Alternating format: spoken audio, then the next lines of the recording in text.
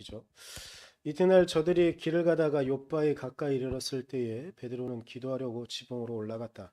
때는 때는 오전쯤이었다. 그는 배가 고파서 무엇을 좀 먹었으면 하는 생각이 들었다. 사람들이 음식을 장만하는 동안에 베드로는 황홀경에 빠져 들어갔다. 그는 하늘이 열리고 큰 보자기 같은 그릇이 내 귀퉁이가 끈에 매달려서 땅으로 드리워져 내려오는 것을 보았다. 그 안에는 온갖 네 발 짐승들과 땅에 기어다니는 것들과 공중의 새들이 골고루 들어 있었다. 그때 베드로야 일어나서 잡아먹어라 하는 음성이 들려왔다. 베드로가 대답하였다. 주님, 절대로 그럴 수 없습니다. 나는 속되고 부정한 것은 한 번도 먹은 일이 없습니다. 그랬더니 두 번째로 음성이 다시 들려왔다. 하나님께서 깨끗하게 하신 것을 속되다고 하지 말아라. 이런 일이 세 번 있은 뒤에 그 그릇은 갑자기 하늘로 들려서 올라갔다. 아멘. 아, 제가 TV에서 즐겨보는 몇몇 프로들이 있습니다. 오- 아, 음악 경연 프로들을 좋아합니다. 그렇다고 물론 요즘 대세는 트롯이라고 하지만 저는 트롯은 잘 못 듣는 그런 사람 중에 하나여서 하여튼간 그 외에 많은 음악 경연 프로들을 즐겨 봅니다. 그런데 최근에 특이한 경연 프로가 하나 생겼어요. 경쟁보다는 어쩌면 자신들이 갖고 있는 걸 잘하는 프로? 그래서 응원하면서 그리고 때로는 눈물을 흘리고 제가 새벽 예배나 아니면 이 예배 시간에 종종 인용하는 프로, 싱어 어게인이라는 프로가 있습니다. 근데 그 프로가 지지난주쯤에 인터넷에 사람들이 아주 큰 분노와 이런 것, 온갖 감정들을 쏟아내는 일이 하나 터졌어요. 자신이 응원하는 한 참가자가 떨어질 것 같으니까 사람들이 득달같이 일어나서 온갖 쓸데없는 추측과 쓸데없는 욕설을 그 게시판에다 열심히 썼었나 봐요. 근데 제가 그 장면들을 보면서 무슨 생각이 들었냐면 저는 싱어게인 이전엔 팬텀 싱어를 되게 잘 봤었거든요. 그런데 팬텀 싱어 최근에 끝난 팬텀 싱어 마지막 시즌은 결승전이 좀 상당히 이상했었어요. 현장 제가 물론 현장에서 들을 수 없는 상황이어서 코로나여서 현장의 소리는 어떨지 모르겠지만 그래서 투표를 온라인으로 하게 됐는데 그날 경연은 당연히 1등한 팀이 따로 있었어요. 음이나 파워 조절도 분명히 잘한 팀이 있었거든요. 그런데 팬덤이 이미 형성이 되어서서 그 온갖 거기에서도 끝나기 며칠 전부터 온갖 사람들이 쫓아다니면서 온갖 의혹 그리고 한 참가자 그리고 한 심사위원을 지목하면서 비난하고 자신이 추정하고 있는 팬덤이 우승 못할까 봐 세력을 형성하고 막 이런 현상들이 있었거든요. 그래서 혹시 이 프로도 싱어게인이라는 프로도 이렇게 되는 거 아닌가라는 두려운 생각이 들 정도로 그런 그런 일이 있었습니다. 제가 그걸 보면서 든 생각이 있어요. 어, 팬덤이라는 문화가 요즘 있습니다. 우리나라 말로는 좀 말을 좀 더 낮춰서 말하죠. 팬질이라고. 그래서 팬덤이라는 문화가 분명히 있습니다. 한 연예인을 좋아할 수도 있고 정치인을 좋아할 수도 있고 아니면 스포츠 스타를 좋아할 수도 있습니다. 그러면 그 소위 말하는 셀럽을 쫓아가는 사람들이 있습니다. 그 셀럽을 추종하는 팬덤의 문화가 생기죠. 그리고 그 문화 안에서는 자기들 나름대로 어떤 원칙들을 세우기도 하고 사람들을 품기도 하고 때로는 아주 좋은 일을 하기도 하고 그런 것들을 보는 것.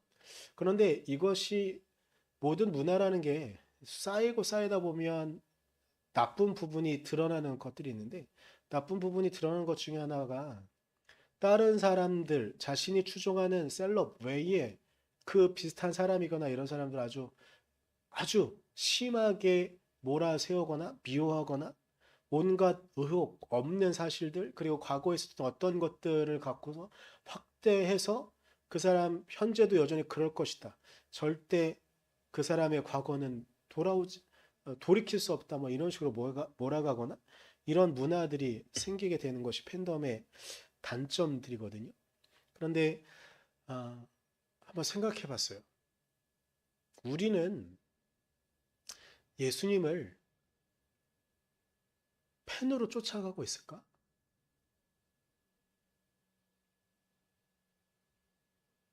혹은 예수님이 정말로 예수님은 당신을 쫓는 사람들을 펜으로 부르지 않으셨거든요. 예수님은 당신을 쫓는 사람들을 제자로 부르셨단 말이죠. 그런데 펜이 제자보다 편한 이유가 있는데요. 펜은 자기가 마음에 안 들면 자기가 막 이렇게 자기가 쫓는 스타를 막 조절하려고 해보는데 막 안 들잖아요. 그러면 펜은 언제든지 그만둘 수 있거든요. 근데 제자라는 건 그럴 수가 없는 거거든요. 그런데 혹시라도 우리도 교회 안에서 예수님을 쫓는다고 하면서 예수님을 향해 펜질하고 있지 않은가? 그저 팬덤의 문화 속에 있어서 어느 때든 다른 스타가 출연하게 되면 예수님 말고 더 멋있는 구원자처럼 보이는 사람이 나타나면 뭐 석가가 되든 또 누가 있을까요? 이만희? 하여튼 여러 혹은 요즘은 정말 교회들이 팬덤 문화가 빠져 있는 것이 맞다고 생각되어지는 것이 가끔 성경에 나와 있는 예수님의 말씀보다 담임 목사가 말하는 것들이 더 절대시와 여기는 것들 그 담임 목사의 말이 성경이랑 부합하면 상관이 없는데 때로는 성경이랑 부합하지 않는 이야기를 할 때에도 이 팬덤 문화에 빠져 있는 사람들은 예수님의 말씀보다 담임 목사의 말이 더 중요시 여기거든요. 그리고 자신이 또 어떤 분들은 물리적인 거리가 있으니까 요즘은 온라인으로 많이 예배드리긴 하지만 물리적인 거리가 있으니까 제가 정말로 좋아하는 목사님이 있어요. 그러면 그 목사님의 말만 쫓아요. 담임 목사님이 각 교회 교인들의 상황에 맞게끔 견책하게 되어 있는 것이 담임 목사의 책무거든요. 그런데 담임 목사가 이 사람들의 모습을 보면서 견책하려고 그래요. 그런데 그 말을 들으면서 목사님, 저 유명한 목사님은 그렇게 말씀 안 하셨는데 왜 저에게 이런 말씀을 하십니까? 하면서 한단 말이죠. 이게 전형적으로 딱 팬덤이거든요. 그래서 이 팬덤의 특징은 담임 목사 교회로만 한정을 하면 이 담임 목사가 혹은 교회가 자신의 마음에 안 들면 언제든지 교회를 옮길 수 있죠. 왜냐하면 그 교회의 제자가 아니고 그 교회의 팬이었었으니까요. 혹시 우리는 그렇게 하고 있지 않을까? 라는 생각이 좀 들었어요. 그래서 성경은 그리고 성경 안에서 발견할 수 있는 그런 문화들은 무엇일까 좀 찾아보다가 그런데 재미있는 걸 찾게 되었었어요. 소논문인데요. 온라인 커뮤니티에서의 침묵지뢰, 이거는 침묵지뢰라는 것에 대한 조사였었어요. 침묵지뢰의 행태와 폐해에 대한 탐색적 연구. 이 소논문인데 이게 2018년도 8월에 발표되어진 그런 논문이더라고요. 그런데 여기는 3명의 교육학과 학생들이 정성환, 김희은, 김신우 뭐 이런 학생들이 교육학을 전공하고 있는 학생들이 침묵질, 인터넷 커뮤니티 안에 일어나고 있는 이런 침묵질에 대한 것들을 조사해서 논문으로 써는 게 있더라고요. 근데 이게 저희 교회에서 하는 것들이랑 너무 많이 비슷하길래 한번 참고해 보려고 오늘 나눠보려고 합니다. 이 침묵질에 온라인 침묵질의 현상이 있다 그래요. 첫 번째가 뭐냐면 비주류 세력과 유비에 대한 무관심 및 배척. 이 유비라는 단어는 유비는 새로운 캐릭터예요. 새로운 사람들, 새로 참가하는 사람들이거든요. 근데 제가 이거 보고 딱 든 생각이 있는데 보통 교회에 시간들이 많이 지나게 되잖아요. 그럼 이 현상이 똑같은 게 일어나게 돼요. 교회에 새로운 사람이 오게 되잖아요. 물론 우리 교회는 크게 환영할 거야. 다 좋아하겠죠. 그런데 정말 많은 수의 교회가 그냥 의심하게 됩니다. 저 뭐지? 이렇게 일단 의심의 눈치로 바라보게 되죠. 그리고 그에게 우리의 마음을 열어주기보다는 경계의 눈으로 바라보는 것. 교회랑 너무 비슷했어요. 그리고 또 운영자, 고렙, 네임드에 대한 신복. 여러 그러니까 캐릭터들이 있다 보니까 그 캐릭터가 이름, 명성을 갖게 되면 힘을 갖게 되는 거죠.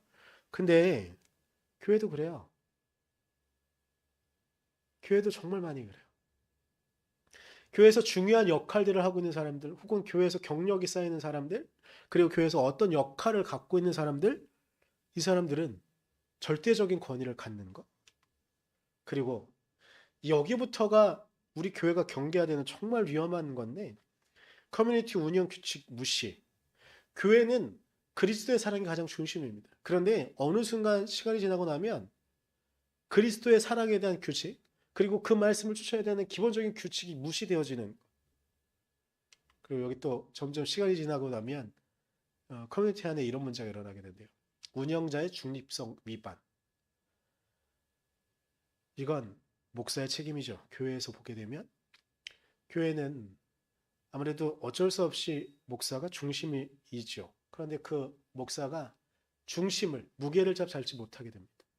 기울어져 있는 한 사람의 말만 우선시 세워주고 이러한 것들이 실제로 일어나게 되죠. 그리고 주요 정보의 독점, 교회에서 일어나고 있는 수없이 많은 일들에 대해서 그러니까 온라인 커뮤니티가 이렇다는데 교회가 정말 많이 이렇더라고요. 주요 정보의 독점을 하게 되고요. 그리고 어떤 잘못이 일어나게 되잖아요.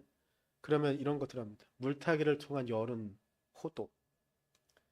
이 여왕벌 출연은 이게 그냥 논문에 있어서 그냥 한 건데, 그러니까 이거는 굳이 설명할 필요는 없을 것 같고요. 타 커뮤니티에 대한 공격. 요즘 교회 정말 많이 이런 것 같지 않습니까? 요즘 교회는 정말 열심히 따른 자기와 다른 종교는 기본이고요. 이건 뭐 교회 시작이 이럴 수밖에 없어서 그렇다 치더라도 자기 신의 생각하고 말하는 주장과 다른 그런 신학적인 해설 그리고 교회의 분위기, 성경을 중심하느냐 아니면 성령을 중심하느냐 이 차이로 서로 비판하고 공격하는 나의 교회만 옳고 너는 틀리다라고 말하는 이런 성향이 교회 안에 있게 되어지는 것. 이 현상을 보면서 이건 교회랑 너무 같다. 정말 우리 대한민국 교회는 팬질하고 있던 거였나? 팬덤에 빠져 있던 거였나? 침묵질에 빠져 있던 거였나 하는 생각이 들었거든요. 그런데 이 논문이 또 하나 제시하고 있는 것들이 있어요. 이 온라인 커뮤니티가 이런 침묵들을 통해서 폐해를 만들어내는 것들이 있는데 이건 우리 교회가 되새겨야 되는 그런 부분들이었습니다. 커뮤니티 내의 자전작용, 파괴. 교회가 스스로 자신들의 문제와 아픔들에 대해서 고칠 수 있는 이런 분위기를 놓쳐버리고 잃어버리게 되는 것. 또 있습니다. 커뮤니티의 고유 기능 상실. 우리 교회라고 한다면 교회가 원래 가져야 되는 기본적인 의무와 기능들이 있습니다. 해야 되는 것들이 있습니다. 그런데 그것들을 상실하게 되어지죠. 마지막이 있는데요. 이건 우리에게 위기가 될 수 있는 그런 말이었습니다. 커뮤니티 분리 또는 폐쇄. 이게 실제로 온라인 커뮤니티의 여러 가지 것들이 이런 문제가 되어지면서 분파가 되어서 쪼개지고 막 이런 것. 그런데 결국 그렇게 되면서 커뮤니티가 폐쇄가 된대요. 근데 우리 교회도 폐쇄가 되어지는 과정들을 우리가 겪지 않습니까? 근데 그 원인 중에 하나는 우리가 정말로 예수님을 팬으로 쫓기 때문에 팬덤의 문화 속에 들어가고 싶어 하기 때문에 정말로 예수님의 제자로 살아가는 것이 아니라 팬덤 속에 살아가기 때문에 그런 것은 아닐까요? 이스라엘의 역사 가운데도 이런 일들이 있었습니다. 예레미야 때예요. 예레미야 선지자가 활동할 당시는 북이스라엘은 이미 멸망했고 남유다가 멸망하는 시기를 지내었던 시기입니다. 이게 화면이 좀 너무 작아서 잘 안 보이시긴 할 텐데 이 지도의 중앙에 있는 게 남유다고요. 그리고 제가 또 그림이 살짝 겹쳐지네요.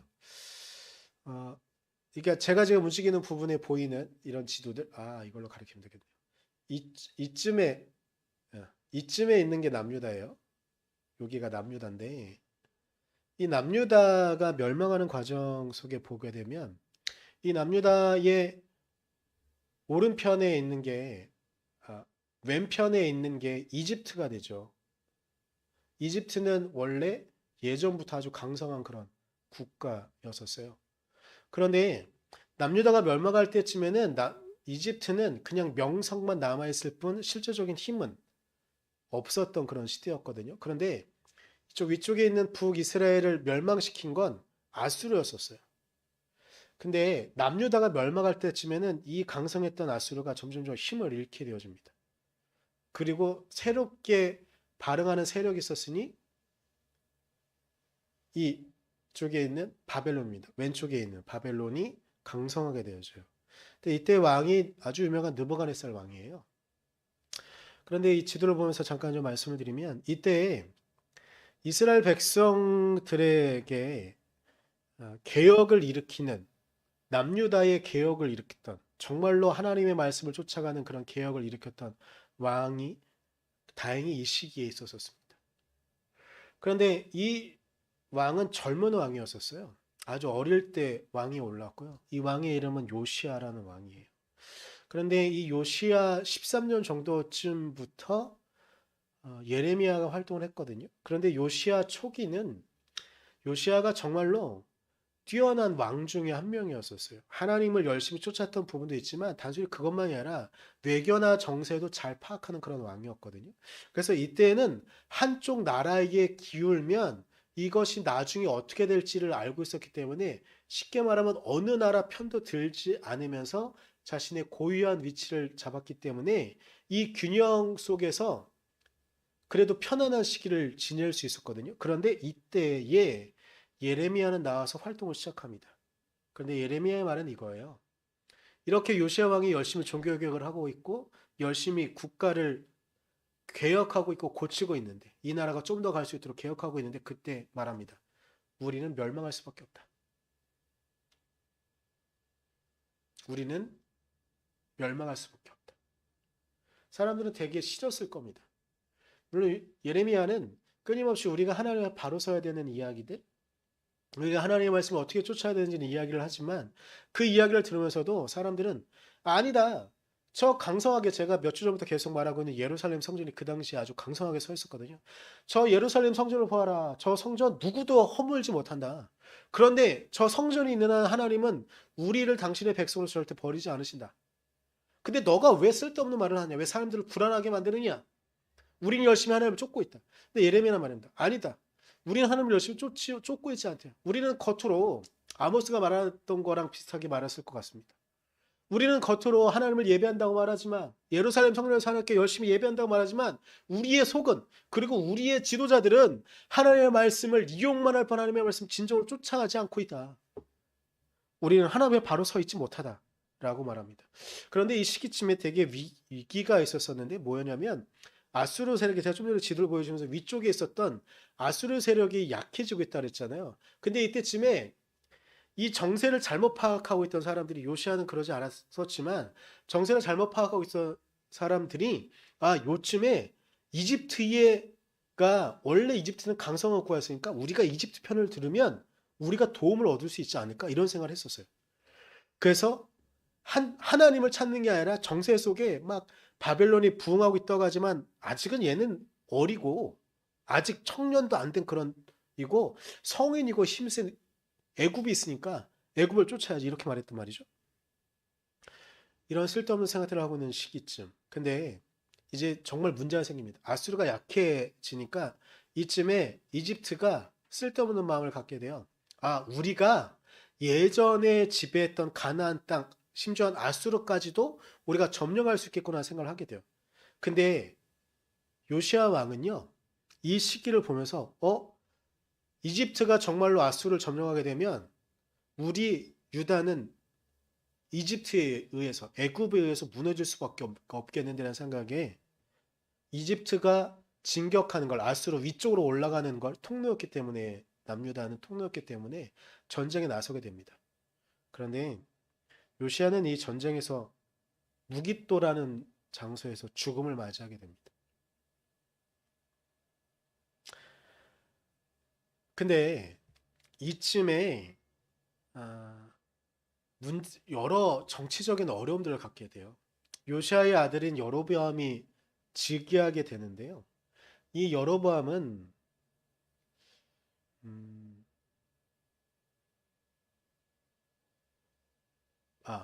무깃 죄송합니다. 요시아의 아들은 여호야긴인데요. 여호야긴은 그렇게 오랫동안 집권하지 못하고 몇 개월밖에 못 있게 되거든요. 근데 아, 여호야긴의 삼촌, 즉 요시아의 아우가 즉위하게 돼요. 근데 이때 이 여로보암은 박쥐 같은 사람이었었어요. 중심을 잡지 못하고 한쪽에 치우치다가 계속 하게 돼요. 초기에는 바벨론에 붙습니다. 근데 초기에는 바벨론이 부흥하고 있었으니까 상관이 없었어요. 그런데 정세가 이 여로보암의 생각에 이집트가 좀 더 강성해지고 있는 것 같단 말이죠. 그래서 바벨론을 반역해요. 그래서 애굽 편에 들게 되거든요. 이때 느부갓네살 왕이 결국은 출전을 합니다. 유다의 예루살렘 앞에 출전을 하게 돼요. 자, 좀 전에 사진 다시 좀 보여드리면 여기 오른편 이쪽 라인들 있잖아요. 이렇게 쭉 이어지는 라인들. 근데 이 라인이 뭐냐면 느부갓네살 왕이 출정하는 그런 코스예요. 그런데 이 사람들이 결국 도착해서 유다에 도착하게 돼요. 예루살렘 성전 앞에. 그런데 이때 예루살렘 성전은 어떻게 되냐면 이 정말 무너지지 않는 성이긴 했거든요. 그래서 느부갓네살 왕이 어떻게 하냐면 예루살렘 성전 앞에 토성을 쌓아요. 토성을 쌓아가지고 예루살렘 성전이랑 같은 위치를까지 올리게 만들고 결국은 예루살렘 성전을 무너뜨립니다. 이스라엘 백성들은 하나의 믿음이 있었는데 뭐냐면 저 예루살렘 성전이 굳건하게 서 있는 결코 하나님은 우리를 버리지 않는다. 우리는 영원히 하나님의 백성으로. 그래서 시편에도 시온의 이야기가 되게 많이 나오는 이유는 그 모든 시온의 이야기들이 절대로 무너지지 않을 예루살렘 성전을 기대하고 있는 거거든요. 그래서 절대로 하나님의 말씀이 훼손되어지지 않을 것이라고 그들은 기대했던 거죠. 예루살렘 성전이 그들에겐 팬덤이 된 거예요. 우상이 되어진 것이죠. 결국 그 성은 무너지게 됩니다.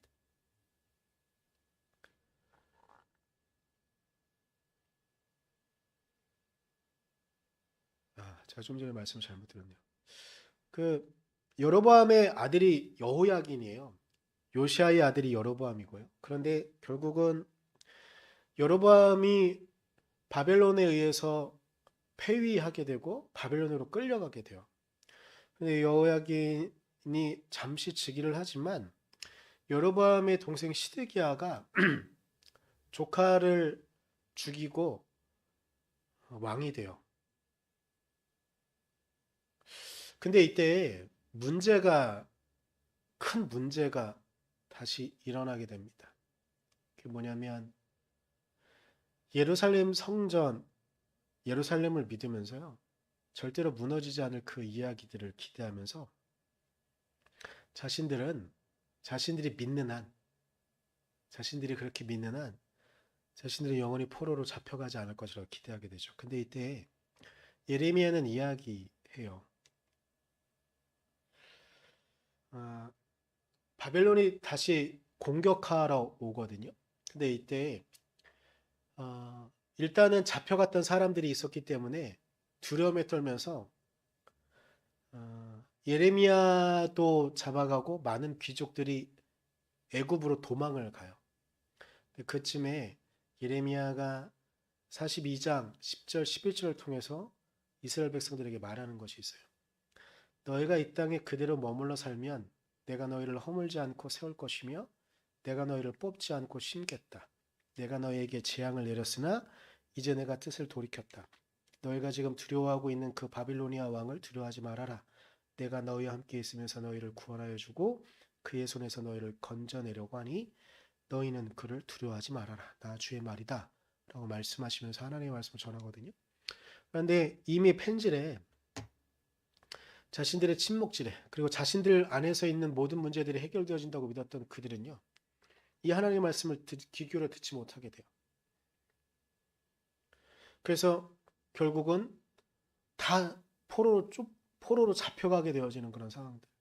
예레미야를 비롯한 몇몇 사람들은 그 시드기야를 추종하는 몇몇 사람들에 의해서 억지로 애굽으로 잡혀가게 되어지고요. 결국은 예루살렘엔 지도자들이 아무도 남지 않게 되어지는, 나라가 완전히 멸망하게 되어지는 상황들을 겪게 됩니다. 자신들이 믿는 이야기들만 하나님의 백성으로 살아가는 게 아니라 자신들이 하나님이 되어진 사람들이 겪었던 상황이 바로 예레미야가 활동할 시기의 이야기들이었습니다. 이런 편지들이 또 비슷한 것들이 있어요. 신약에도 있습니다. 오늘 본문이에요. 오늘 본문은 베드로의 환상을 보여주는 그런 이야기예요. 베드로가 이 환상을 보지 않았다면 아마 잘 아시는 말씀일 겁니다. 베드로가 어느 날 옥상에 올라가서 이렇게 낮잠을 자고 있다가 환상을 보게 되는 거죠. 근데 환상 속에서 하늘에서 유대인들이 부정한 음식으로 생각하는 음식이 내려오는 거예요. 바구니 안에. 뭐야? 이거 우리가 부정하게 여기는 음식인데. 근데 하늘에서 음성이 들려요. 먹어라. 근데 이때 베드로가 말하죠. 나는 유대인입니다. 이걸 먹을 수 없습니다. 그러자 하나님께서 말씀하시는 게 14절. 그러니까 14절 베드로가 이렇게 말하죠. 주님 절대로 그럴 수 없습니다. 나는 속되고 부정한 것은 한 번도 먹은 일이 없습니다. 말하는데 15절에 음성이 들립니다. 하나님께서 깨끗하게 하신 것을 속되다고 하지 말아라. 이스라엘 백성들은요, 자기 나름대로의 룰을 갖고 있었고, 자기 나름대로 절대 변하지 않을 원칙을 갖고 있었습니다. 그래서 결코 바뀌지 않고 결코 무너지지 않을 그런 약속을 갖고 있었어요. 근데 이건 시간이 지나고 나면 하나님의 원래의 뜻과는 상관없이 팬덤에 빠져 있는 거죠. 하나님의 백성으로서 갖고 있지 않은. 근데 이 문화가 예수님의 제자들에게도 조금씩 남게 됩니다. 이 잔재가 남습니다. 초대교회에 여러 가지 위기가 있었는데 그 중에 하나가 뭐였냐면 유대인들이었었어요. 유대인들도 회심을 하잖아요. 근데 이 유대인들은 회심해놓고 나서도 율법은 여전히 살아있어야 되는 것이고 여전히 안식일의 주인은 인자인데 안식일이 중요하지 인자가 중요하지 않은 그리스도의 복음이 중요한데 율법이 더 중요한 사람들. 그래서 이방인들도 그래. 이방인들도 그리스도를 쫓으면 예수를 주로 고백하면 그리스도인이 될 수 있지. 근데 조건이 있어. 너네 할례 받아야 돼. 이렇게 말하는 문화들. 그리고 초기에 이 시기가 바로 그런 시기예요. 베드로가 이 환상을 보는 시기가 뭐냐면 이방인들에게 복음이 증거되어지는 것들은 원래 초기에 예수의 제자들은 기대하던 일들이 아니었었어요. 유대인들을 회개시켜야죠. 하나님의 백성은 유대인들인데 왜 이방인들 어차피 열조에 들 사람도 아니고 하나님 나라에 들 사람도 아닌데 이방인들을 뭐하러 전도해요? 이런 생각을 갖고 쓰는 사람들이에요. 전형적으로 자신들의 팬덤 문화 속에 살아가던 사람들이죠. 그런데 하나님께서 이런 문화를 깨시는 거예요. 베드로의 환상을 통해서 베드로가 본 환상을 통해서 하나님께서 깨끗하게 하신 것을 너희가 부정하다고 말한다고? 너희가 속되다고 한다고? 너희가 정말로 나의 백성이 맞느냐? 예수 그리스도가 말씀하시는 것이죠. 너희가 정말로 나의 제자가 맞느냐? 나는 이들을 위해서 나의 생명을 십자가에 내어놓았는데 너희는 나를 쫓는다고 하면서 너네가 내 팬이냐? 나의 제자냐? 선택하라고 하시는 것은 아닐까? 베드로는 이 환상을 통해서 이제 예루살렘에 있는 제자들에게 어쩔 수 없이 말하게 됩니다. 아니면 정말로 예수 그리스도의 뜻이 무엇인지 그는 알게 됩니다. 아, 예수 그리스도가 이 땅에 오셔서 십자가에 달리신 것은 단순히 유대인만을 위해서 이 땅에 오신 것이 아니라 전 세계 모두 힘없고 가난하고 하나님의 말씀 없으면 하나님의 사랑 없으면 하나님이 지지해주는 그 지지가 없으면 죽을 수밖에 없는 사람들을 위해서 이 땅에 오신 것이구나. 를 알게 됩니다. 우리는 어떤 문화 속에 있어야 합니까? 우리는 예수님을 어떻게 쫓아가고 있습니까? 우리 안에 갖고 있는 수없이 많은 폐쇄성을 갖고 지금 교회가 형성되어지고 움직여지고 있습니다.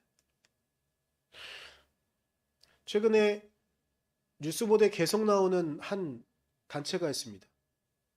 근데 저는 이 단체를 왜 한국 교회가 이단으로 정죄를 안 하고 있는지 모르겠어요. 인터콥이라는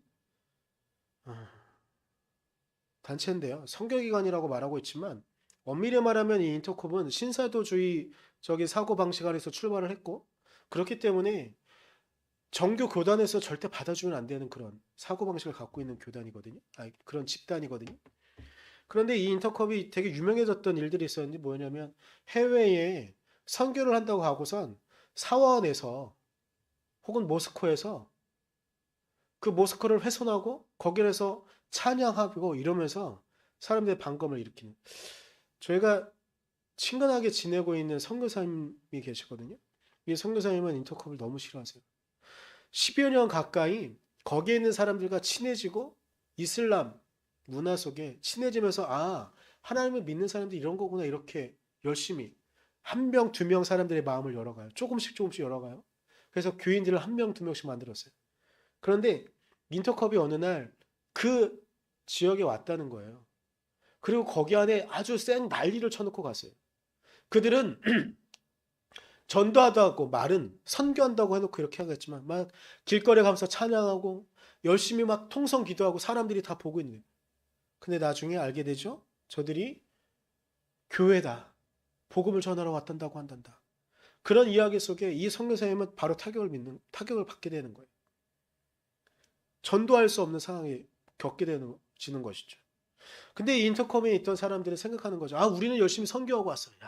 거기 모슬림 국가에서 우리가 찬양하는 게 얼마나 힘들고 막 이야기들 만들어내겠죠.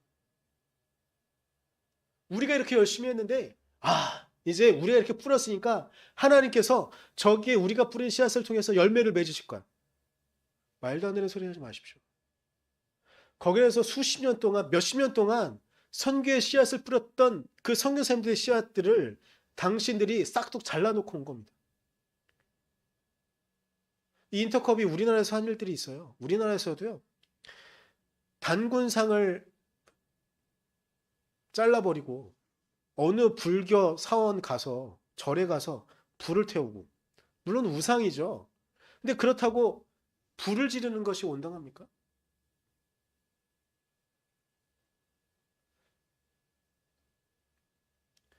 이 신사도주의가 되게 위험한 것이 무엇이냐면, 이 사람들은 전형적으로 펜질을 하고 있는 거거든요. 이 펜질의 전형적인 형태가 이 인터컵에 딱 나타나요. 신사도주의에 딱 나타나요. 신사도주의는 이겁니다. 뭐냐면, 원래 계시는, 우리 교회가 고백하는 그리스도의 계시는요, 신약 성경에서 딱 끝나요. 더 이상은 없어요. 그런데 이 신사도주의는 무엇을 말하냐면요,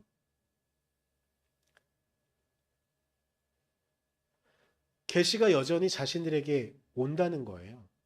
그래서 성경 외의 이야기들도 자신이 환상 가운데 봤으면 하나님께서 자신에게 환상을 보여주신 거니까 그것이 맞다는 거예요. 근데 이야기가, 성경의 이야기가 배치되어져도 자신이 환상 가운데 본 거니까 이것이 맞다고 주장하는 겁니다. 그런데 팬들이 어떻게 하는지 아세요? 그 스타가 하고 싶어 하는 것들이 있어요. 근데 이 팬덤에 빠져 있는 사람들이 그게 마음에 안 들잖아요. 그럼 막 협박하고 조작해요. 당신이 우리의 말을 들어주지 않는데 우리 팬 안 할 거예요.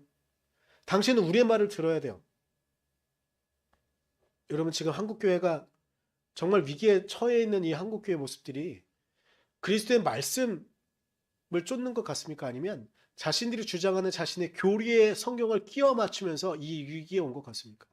성경을 성경 그대로 보는 것이 아니라 자신이 원하는 해석대로 마음껏 해석하기 때문에, 신사도주의는 해석을 넘어서서 성경에 없는 이야기까지 꺼내기 때문에 이단이고 교회를 위기에 빠뜨리는 그런 집단인데, 그런데 그 인터컷까지 가지 않아도, 신사도주의까지 않아도 교회 안에서도 성경을 자신 마음대로 해석하고 이해해서 지금의 위기를 겪고 있는 것은 아닐까요? 우리의 삶도 마찬가지입니다. 우리의 삶도 예수 그리스도께서 우리에게 정말로 살라고 말씀하시는 것들이 있습니다. 그런데 우리가 원하지 않아서, 내가 봐서는 저건 너무나 지저분하고, 내가 봐서는 저들은 너무 우리가 어울릴 수 없는 사람들이어서 배척하고 터부시합니다. 하나님께서는 이 땅에 정말로 당신이 필요한 사람들, 당신을 정말로 사랑하는 사람들을 위해서 예수 그리스도를 내어 주셨는데, 그래서 그들의 영혼을, 그들의 삶을 바꾸고 고치기 위해서 이 땅에 그의 사랑을 보여주고 계신데, 우리는 펜질을 하고 싶어서, 팬덤의 문화 속에 혹은 침묵질에 머물고 싶어서 그리스도께서 우리에게 정말 요구하시는 것은 잊어버리고 우리 마음대로 있는 것은 아닌가 싶습니다. 우리는 예수 그리스도의 팬으로 살아가면 안 됩니다. 우리는 예수 그리스도가 정말 우리에게 살아가라고 말씀하시고 있는 그 삶의 길을 쫓아가는 제자여야 합니다. 그래서 하나님께서 예수를 통해서 우리에게 깨끗하게 하신 것들, 우리에게 보여주신 것들, 우리에게 보여주신 사람들을 위해서 움직이고 나아가는 사람들인 것이죠. 그래서 우리가 온전히 우리를 위해 깨끗하게 되어진 그 사람들, 그래서 우리가 영혼 구원하는 일들을 해야 되는 것인 줄 믿습니다. 우리가 온전히 주님의 은혜를 쫓아갈 수 있는, 우리가 원하는 대로 가는 것이 아니라 정말 그리스도가 원하는 대로, 주님께서 원하시는 대로 갈 수 있는 우리가 되어지기를 간절히 소망합니다. 우리 이 시간 잠깐 기도할 때에 우리의 마음속에 예수 그리스도를 온전히 쫓아가고 있는가, 혹은 아니면 내 마음대로 예수 그리스도를 쫓아가고 있는가, 예수 그리스도가 원하는 대로 우리가 가고 있는가, 아니면 우리가 원하는 대로 가고 있는가, 냉철하게 돌아보는 묵상을 좀 했으면 좋겠습니다. 잠깐 기도할 때 우리의 모습을 돌아보며 우리가 정말로 예수님의 팬이 아니라 예수님의 제자로 이 땅을 살아갈 수 있도록 해달라고 잠깐 같이 기도하도록 하겠습니다. 기도하겠습니다.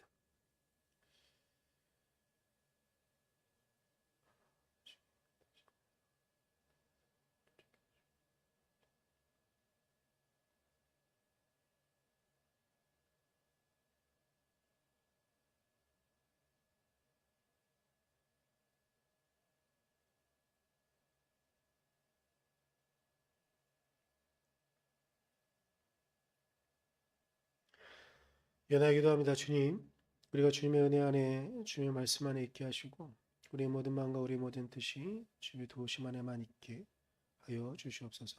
우리의 모든 마음, 우리가 예수 그리스도를 쫓는 삶 가운데 있도록 하여 주십시오. 우리의 마음대로 예수 그리스도를 쫓는 것이 아니라 정말로 당신께서 이끄시는 대로 우리가 당신을 쫓아갈 수 있도록, 그래서 정말로 우리가 팬덤 문화 속에 혹은 당신을 팬으로 쫓는 것이 아니라 진정 당신을 스승 삼고 우리의 주님 삼고 제자로 쫓아갈 수 있는 우리 되어지도록 하나님 우리를 이끌어 주시옵소서. 감사드립니다. 예수님의 이름으로 기도드렸습니다. 아멘.